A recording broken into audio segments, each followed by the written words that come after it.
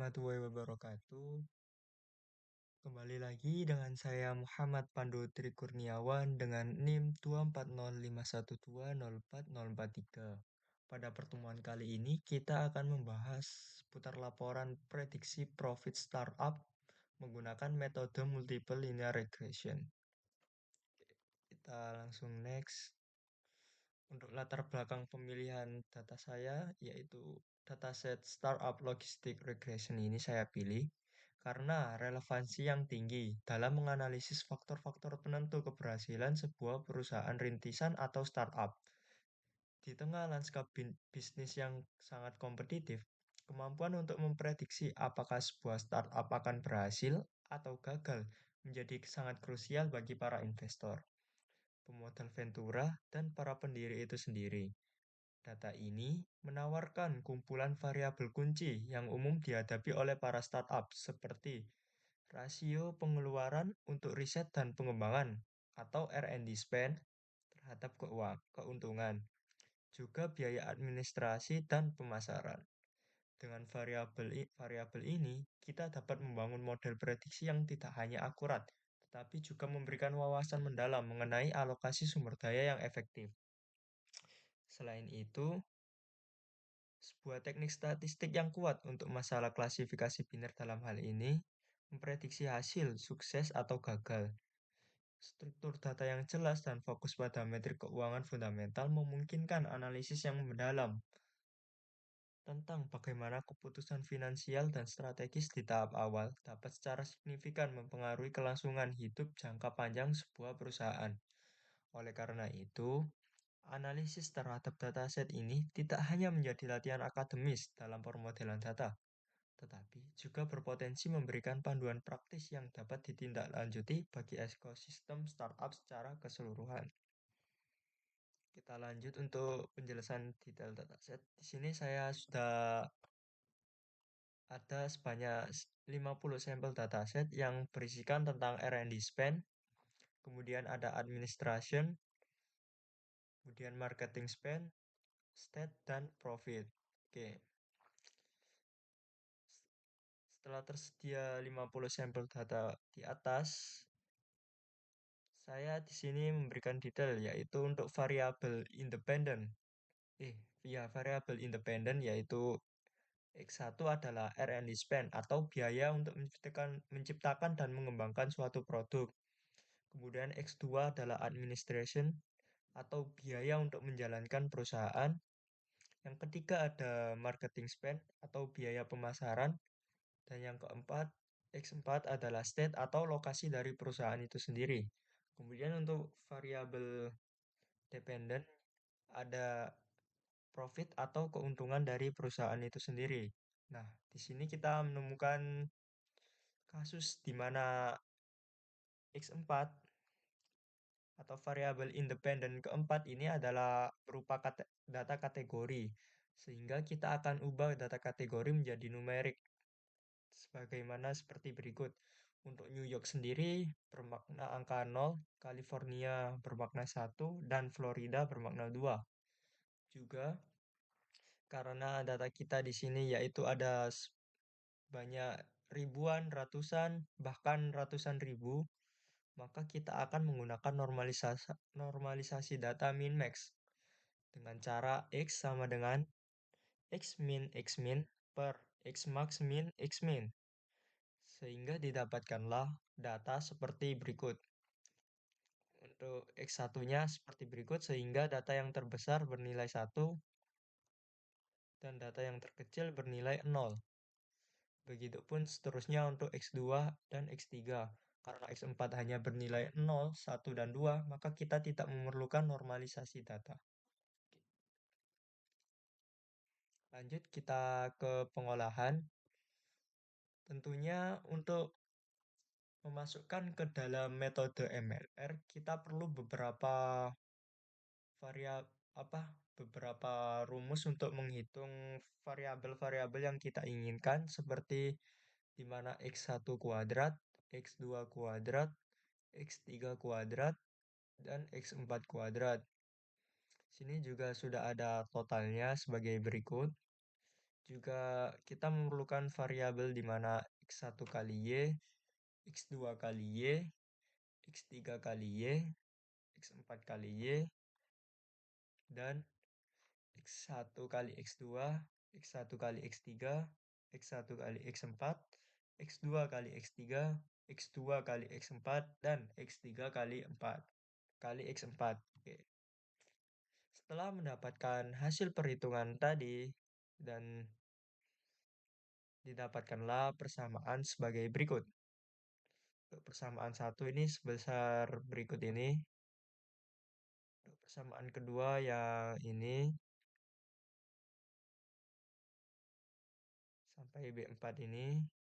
Juga persamaan ketiga sampai sini. Untuk persamaan 4 sampai sini dan persamaan 5 yang ini. Oke. Gimana sih kok aku tahu tahu kok bisa dapat persamaan segini? Nah, teman-teman untuk dasar materi multiple linear regression yaitu adalah seperti berikut. Di sini ada matriks yang berisikan n, total x1, total x2, total x seterusnya. Ya, seperti ini untuk plotting matriksnya, sehingga nanti matriks ini akan dikalikan dengan ini. Pada matriks kolom di mana ada alpha, B1, B2, B3, dan seterusnya. Sama dengan total Y, total X1 kali Y, total X2 kali Y, dan seterusnya. Sehingga apabila dimasukkan ke dalam matriks, maka jadilah seperti bentuk berikut. Ini maaf ya teman-teman karena kepotong halaman.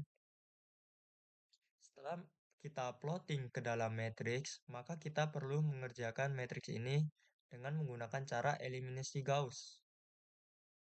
Untuk langkah pertama yaitu dengan R2 dikurangi R1 kali 0,445854 sehingga didapatkanlah hasil ROS 2 ini seperti ini. Oke. Untuk langkah ketiga yaitu R3 dikurangi R1 dikalikan 0,53335 sehingga untuk hasil ROS 3 didapatkanlah ini. Dan untuk langkah keempat yaitu R4 dikurangi R1 dikalikan 0. Ini sebentar, ini sebenarnya koma ya teman-teman, ada komanya 0,447292 sehingga didapatkanlah hasil ROS 4 yaitu yang ini.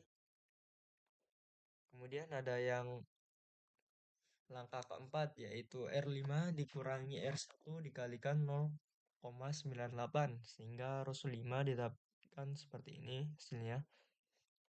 Kemudian ada langkah kelima yaitu R3 dikurangi R2 dikalikan 0,185894 sehingga didapatkanlah hasil ROS 3 seperti yang ini.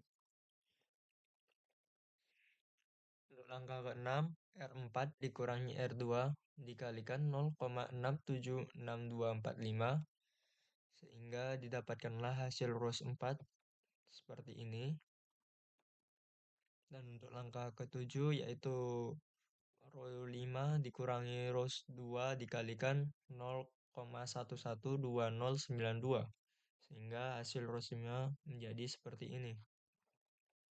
Untuk langkah ke-8 yaitu R4 dikurangi R3 dikalikan minus 0,267714 sehingga didapatkanlah hasil dari row 4 seperti ini.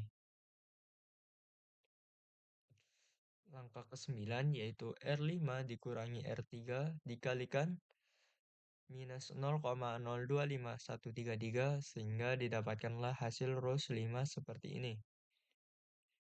Langkah ke-10 yaitu ROS 5 dikurangi R4 dikalikan 0,802357 sehingga didapatkanlah hasil seperti ini. Kemudian kita tinggal membagi pembilang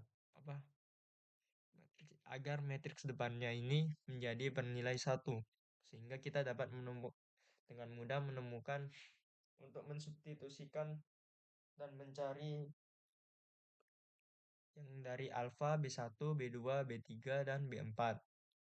Untuk langkah yang 11 ya ini row 1 dibagi 50. Sehingga hasilnya row 1 itu seperti ini. Langkah kedua belas yaitu row 2 dibagi 3,776243 sehingga hasilnya row 2 seperti ini. Oke. Lanjut untuk langkah ke-13 yaitu rows 3 dibagi dengan 2,0985567 sehingga hasil dari rows 3 seperti ini. Untuk langkah ke-14 yaitu rows 4 dibagi 1,414945 sehingga didapatkan hasil rows 4 seperti berikut. Untuk rows 5 sendiri untuk langkah ke-15, rows 5 dibagi dengan 32,020318 sehingga didapatkanlah hasil rows 5 seperti ini. Setelah melakukan eliminasi Gauss, maka dapat dijabarkan menjadi persamaan. Kemudian lakukan substitusi untuk mendapatkan nilai A, B1, B2, B3, dan B4.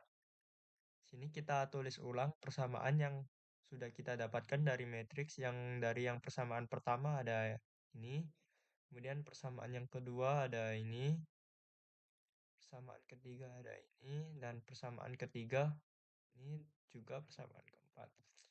Dari persamaan di atas didapatkan juga hasil dari B4 yaitu sebanyak 118,515. Kemudian hasil ini akan disubstitusikan di persamaan baris di atasnya. Yang ini teman-teman. Oke. Oke, yang artinya B3 plus 0,802 dikalikan dengan 118,515 sama dengan 12.845,769 dan didapatkanlah hasil dari B3 yaitu 12.750,677. Kemudian hasil B3 ini juga disubstitusikan di baris atasnya lagi yang ini sehingga kita mendapatkan persamaan B2 dikurangi 0,268 dikalikan 12.750,677 dikurangi 0,025 dikalikan dengan 118,515 sama dengan minus 6.961,608 dan didapatkanlah hasil dari B2 yaitu minus 3.545,088.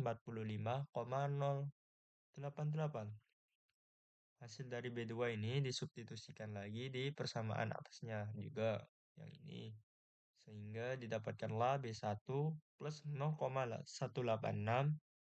dikali minus 3545,088 plus 0,676 dikali 12.750,677 plus 0,112 kalikan 118,515 sama dengan 1411256,395 sehingga didapatkanlah hasil dari B1 yaitu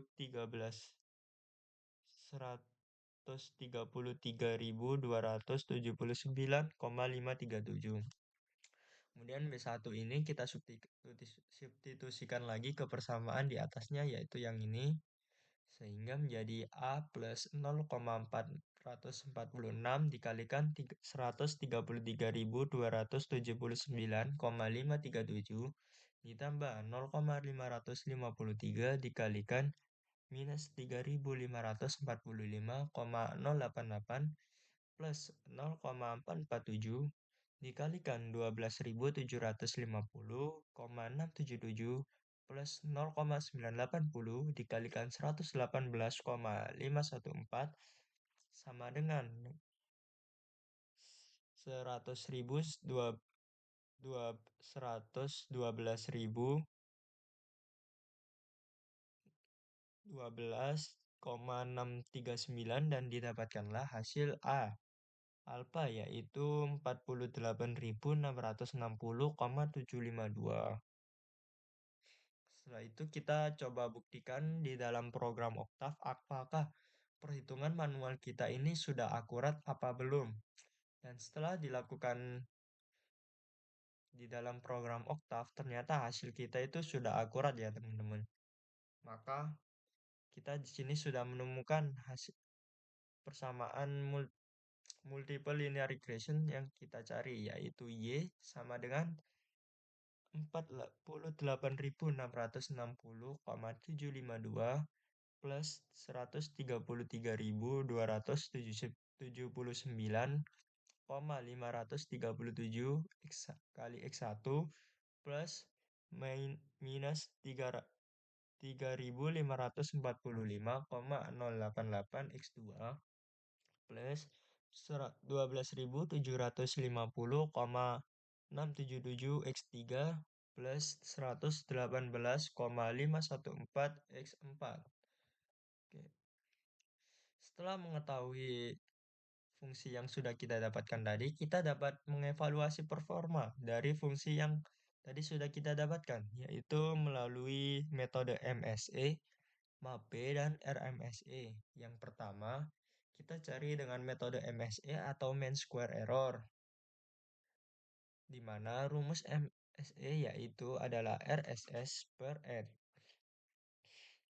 di mana RSS adalah total R kuadrat, maka kita perlu untuk menghitung total residual. Berikut hasil perhitungan di Excel. Di sini ada Y aktual dengan Y prediksi dari fungsi yang kita dapat tadi. Kemudian di sini ada residual yaitu hasil Y aktual dikurangi Y residual. Kemudian residual ini kita kuadratkan dan temukanlah RSS sebagai berikut, yaitu 3.920.000.000.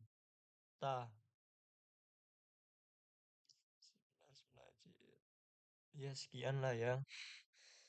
Kemudian total RSS tadi kita bagi dengan banyaknya data, yaitu ada sekitar 50 data. Sehingga didapatkanlah MSE, yaitu